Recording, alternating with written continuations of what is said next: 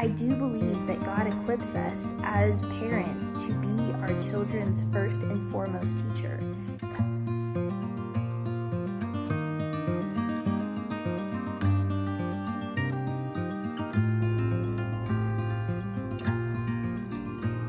I'm a traveling spirit, I've seen many shores from the West Pacific. Hi there, welcome to my channel. My name is Chelsea. I'm a stay-at-home mom of two littles, ages 4 and 2.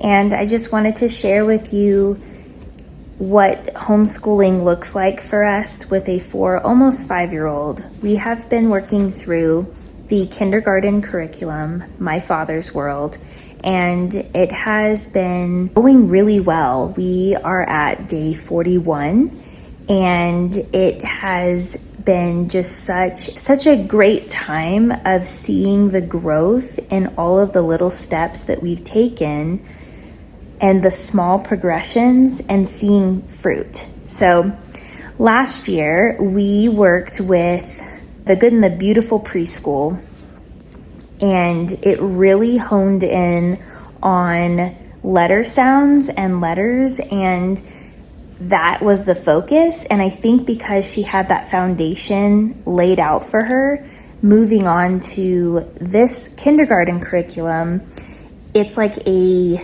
lighter in between the Good and the Beautiful Preschool and the Good and the Beautiful Kindergarten.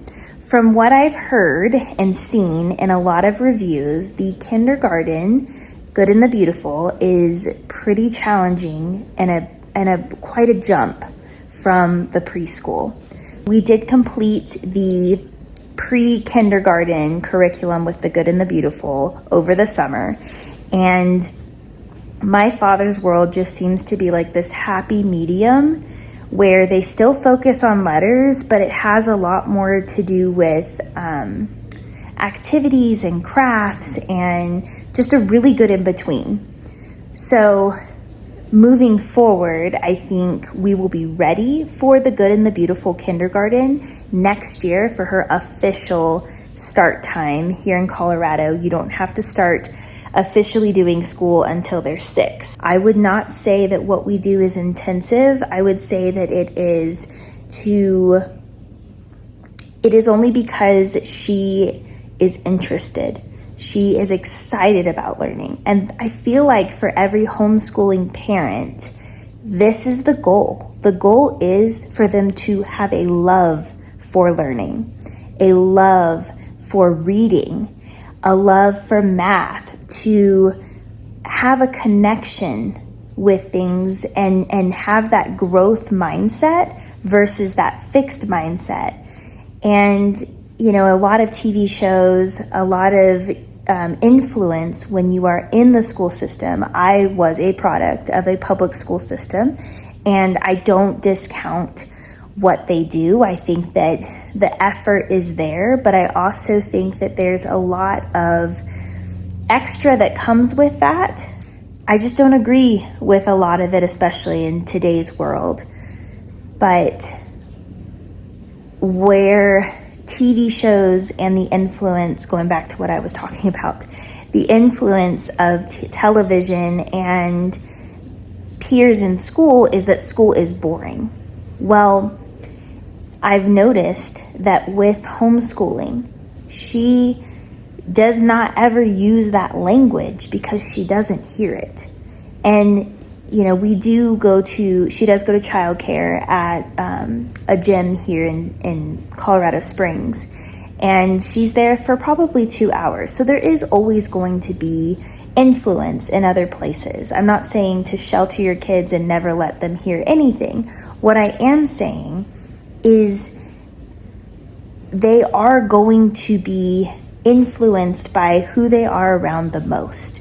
And if that is a homeschooling parent, that to be influenced in a way that brings glory to God and that is designed to help her connect why we learn math, why we learn science, and so on and so forth. So anyways, that's kind of the background as to homeschooling and what my vision for her homeschool is. And really, it's to have a complete foundation. Now, I want to be that person that she can come to with questions. And I want to be able to say, you know what?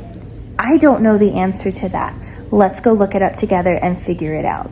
I don't want to be the teacher, the all-knowing, the dictator of our homeschool. I want it to be free conversation and to build a relationship with my children, with both of them. And I think that comes with time. Am I picking the easiest course? Absolutely not. So my degree, my background is teaching. And I do not believe that you need a degree to teach. I just don't think, not your own kids. I do think that there needs to be structure. Yes. Could you learn structure? Could you figure that piece out if you weren't a teacher as a background? Absolutely. You could do it. I do believe that God equips us as parents to be our children's first and foremost teacher. And I think, and I've always been very passionate, that we are able to, that we can do it. And there has to be structure. There has to be a routine. There has to be a vision for what you see in your homeschool. And it's important. So all of that to say that our plan is to homeschool all the way through high school.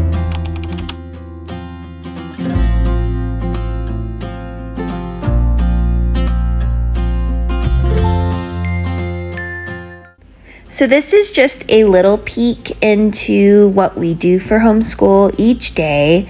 We homeschool Monday through Friday right now, and I do not have a super strict schedule. It really just starts as soon as my son goes down for a nap and we can really focus and have one-on-one time together.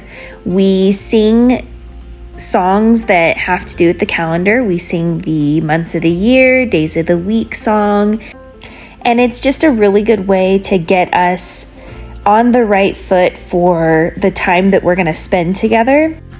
We then move on to counting our days with straws, and this just introduces her to the base 10 block idea. We group it when we have 10 straws, and just kind of showing her that we can count by tens as well.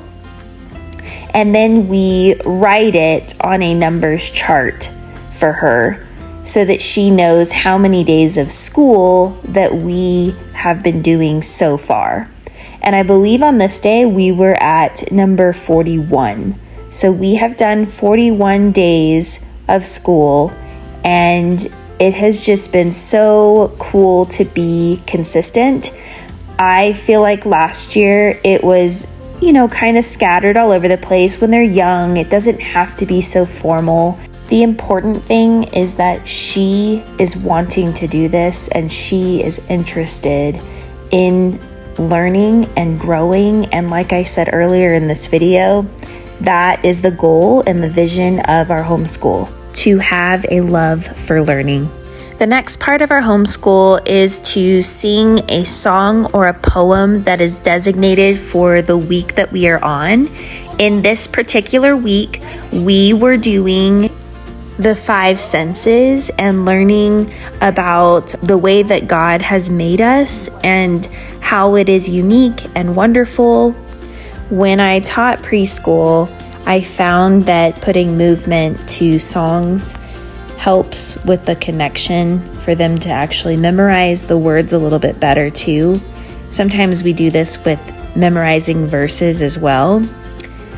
My daughter is in Awana on Wednesday nights, and that is one of the ways that we have memorized verses.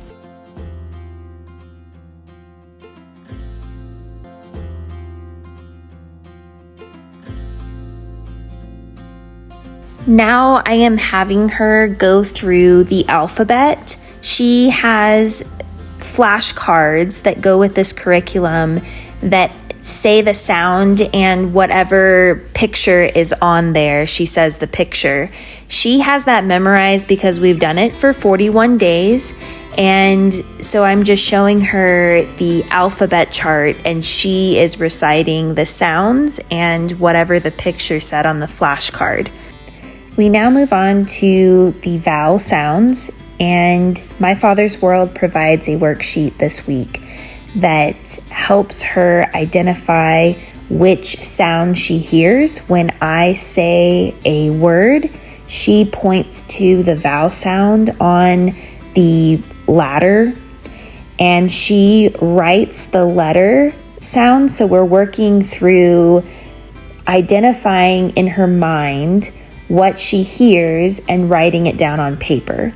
So I believe the word was sat, and she had to sound out each letter and then write it with the correlating vowel sound. So she fills in the box, and then she writes it out next to it, all in one word. If you are watching this and you are feeling overwhelmed or thinking, wow, that's so great that your child will sit there and write and you guys won't get in an argument, I want you to know that we have had many really rough patches where she has walked away from the table, where we have not had a good day and maybe we didn't even get to this. So I want you to know that you are not alone when you have this vision and desire to homeschool and the days just aren't going well. This day in particular actually happened to be one of our hardest days homeschooling. It may not look like that, but I promise you it was very difficult. My daughter is strong in what she wants and the opinions that she has, which can be a challenge. I have found that giving her choices and trying to enjoy the time, make her laugh, has been helpful. Our relationship, because honestly, I feel like what I get the most when I'm talking to people about homeschooling that maybe aren't thinking about it or would say I would never homeschool, I really have to work on our relationship. We have to be in a good place before I can even start to homeschool. If we have had a rough day, it makes it very difficult. So why would we even go down this whole road if it's hard? Well, because I don't feel like you grow if it's easy. I feel like you grow if it's hard.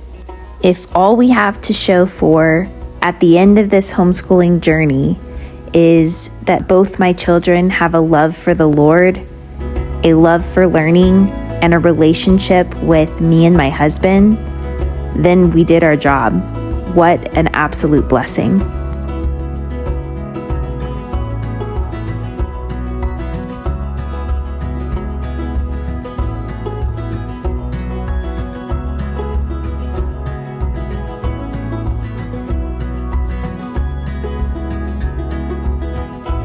What you just saw was the sight activity. She had her eyes closed when she was drawing, and then she had her eyes open when she was drawing. And just the difference is what we were talking about. And then right here is kind of what I was talking about, where they're just going to be kids too. So it's not always roses and rainbows and just a wonderful homeschooling day. Sometimes it's a lot of up and down and movement, and that's okay. That's all part of it. Here we have cards for each week that remind us, the little sayings that remind us of each week. And the one that we just posted was God made us wonderful. To draw on each of the badges, they're called badges, and we just pin them on our board each week. So I believe it was week 9 we just finished.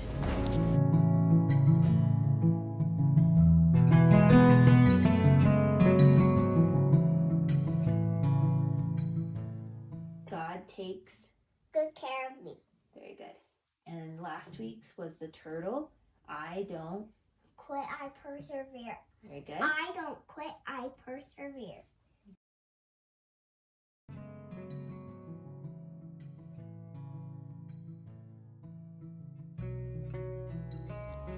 We have started implementing the piano practice at the end of each lesson. My daughter has been in piano lessons for a couple months now, and it's been hard to incorporate or find the time to incorporate piano into our homeschool days, so this was the best way we could do it. If you made it this far, thank you so much for watching. I hope that it was encouraging for you. Click that subscribe button, like button, and comment. And I'll see you on the next one.